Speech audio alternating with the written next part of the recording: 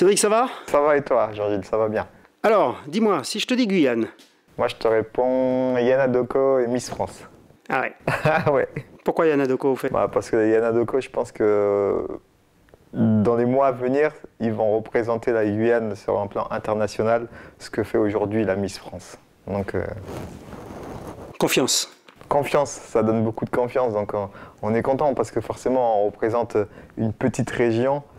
Et par-delà, c'est deux choses. Donc, Miss France et les Yana Doko, la Guyane va se faire connaître d'un seul coup, en quelques mois, très rapidement et vue aux yeux de tout le monde, quoi, du monde entier. Raconte-moi un petit peu, t'es parti très jeune de Guyane. T'avais 15 ans, tu jouais où? J'avais 15 ans, je jouais à l'AJ Saint-Georges.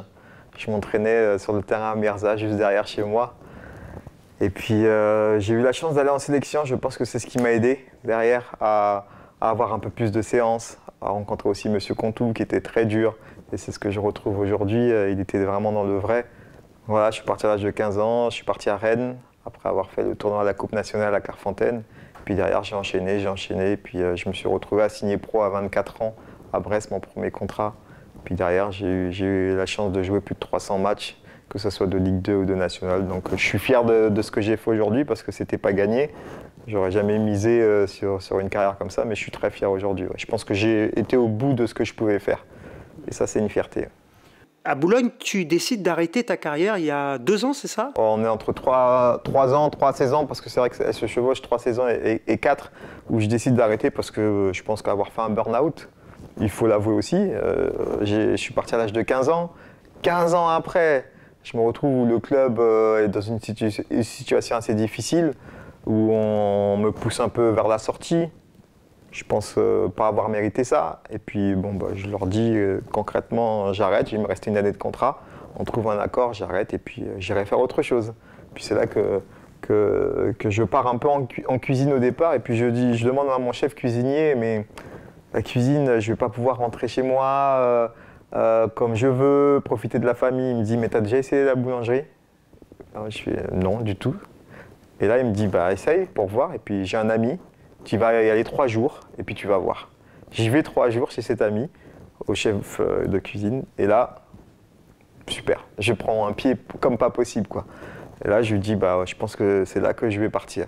Et du coup, je m'inscris au Pôle emploi et puis derrière, je fais ma formation en boulangerie de 9 mois en conversion adulte, où on était entre 23 et 49 ans. Donc j'ai aussi découvert un autre monde, des gens qui avaient fait plusieurs métiers dans leur vie. Et ça, c'était un enrichissement pour moi. Et voilà, j'ai passé mon diplôme, ça s'est très bien passé. J'avais un maître de stage exceptionnel. Vraiment, c'était quelqu'un d'adorable, avec qui je suis encore en contact aujourd'hui. Donc voilà, j'étais vraiment épanoui par rapport à ça. C'est un métier difficile quand même, hein, boulanger. Ouais, très difficile, mais quel bonheur de partir d'une matière morte et puis de lui donner de la vie, quoi. De l'eau, de la farine, de la levure, du sel.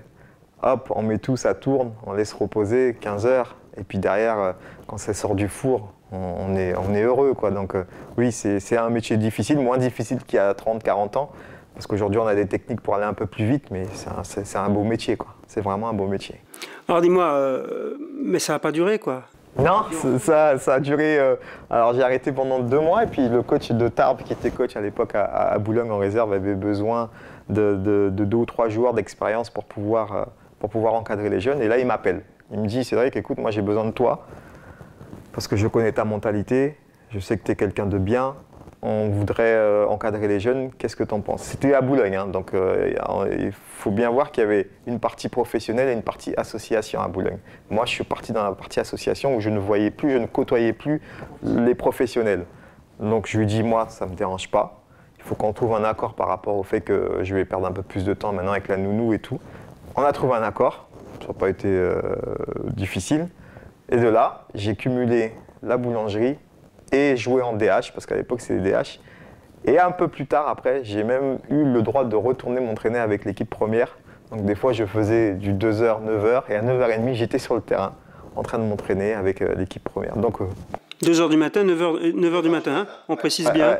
9h du matin, et à 9h30, j'étais sur le terrain avec la nationale, sur les entraînements. Il y avait Kevin Riemann qui était là, qui peut le dire. Et je faisais des séances. ça ne me dérangeait pas. Je rentrais à la maison, je dormais tout de suite parce que forcément, ça faisait une plage horaire assez longue. Mais voilà, quand on aime quelque chose, je pense qu'on est prêt à tout pour le faire. Alors Cédric, c'est assez étonnant quand même. Ça fait des années que tu es sur le circuit, entre guillemets. Mais on te retrouve avec les Yanadoko, avec la sélection de Guyane, que là, il n'y a que pour jouer Haïti, si je ne m'abuse. C'est Haïti. Comment expliquer que tu ne sois pas venu plus tôt? Parce que j'ai jamais eu cette chance de pouvoir venir. J'ai toujours été appelé. Ça, il faut bien le dire. J'ai toujours été appelé, mais j'ai eu des coachs qui m'ont souvent barré la route parce que je faisais partie des joueurs importants de l'équipe.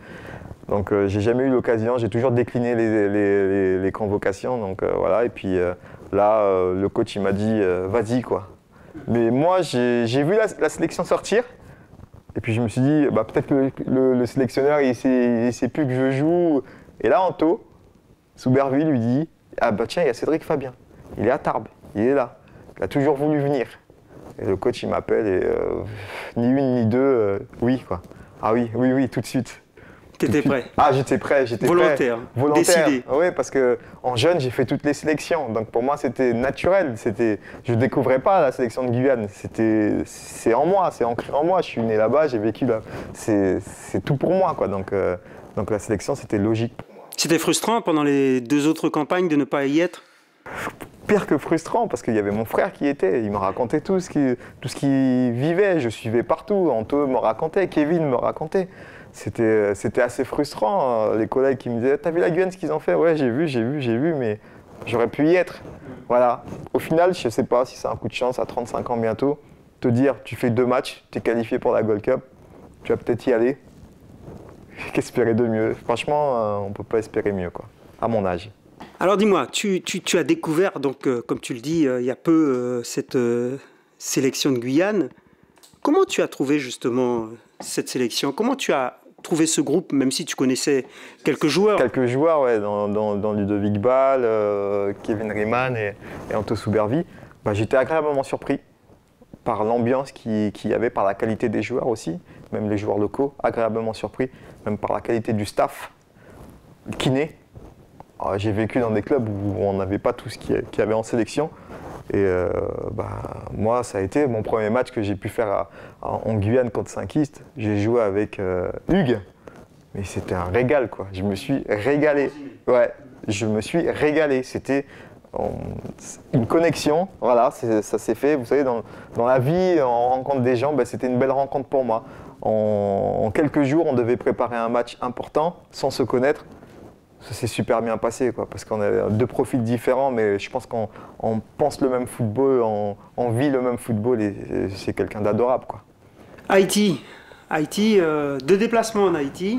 Ouais. Bon, le premier difficile. Difficile, ouais, très difficile, ouais, avec l'ouragan, pas savoir, être dans l'incertitude de jouer, pas jouer, ça va taper, ça va pas taper, on ne sait pas trop. Et puis après, quand on voit les dégâts que ça a pu causer au pays, on se dit qu'on s'en est bien sorti, que un match de foot n'était pas si important que ça. Voilà. Le déplacement, oui, voilà, il fallait se remettre. Il y a eu le match de Saint-Kyst derrière, où on a pu le gagner assez facilement. Et puis après, il fallait penser à revenir à Haïti. Là, c'était un peu plus compliqué. Il a fallu gérer avec le club, le coach. Mais vu que j'avais le sourire et ils trouvaient que j'étais encore plus joyeux qu'à l'habitude, donc ils m'ont dit allez, tu peux repartir, quoi. Et ça tombait bien. Ce deuxième match, comment vous l'avez vécu, ça? Sacré match, hein? Pareil, je pense qu'il n'y a que le foot qui puisse permettre de vivre des émotions pareilles. Perdre 2-1 à la mi-temps. Les 20 premières minutes, mais on s'est dit, c'est pas possible. Étouffé, harcelé. L'ambiance était bonne, très bonne. C'était pas quelque chose d'agressif, mais les joueurs d'Haïti avaient vraiment envie de montrer qu'ils étaient chez eux et ils voulaient vraiment se qualifier sur ce match-là. Donc la première mi-temps, assez bizarre, assez empruntée. Et puis, on est arrivé au vestiaire et puis Monsieur Carême, il sort ce discours que je n'oublierai jamais. Je lui dis où il nous parle et il nous dit des choses fortes, très fortes. Et là, on repart sur le terrain des morts de faim, quoi. Et là, on arrive à faire tourner dans le bon sens. Et puis on finit par un 5-2 mémorable, je pense, qui restera dans les annales. Et la qualification derrière, donc c'était magique. C'était magique, une nuit magique. Oui. À ce point, ouais. Ça restera un gros souvenir. Ouais, ça restera un grand souvenir parce que déjà, moi, c'est mon deuxième match international. De la Marseillaise, il y a plein de choses qui rentrent en compte. Vous jouez sur une terre hostile. C'était génial, quoi. C'était quelque chose de très très fort, surtout quand on voit le début du match où c'était très très dur. Il n'y a que le sport qui permet de vivre des choses comme ça, vraiment. Cédric, maintenant, qualification acquise, il reste le gros morceau, les deux gros morceaux, parce qu'il y a quand même la Coupe des Nations de la Caraïbe en juin. Après, il y aura la Gold Cup.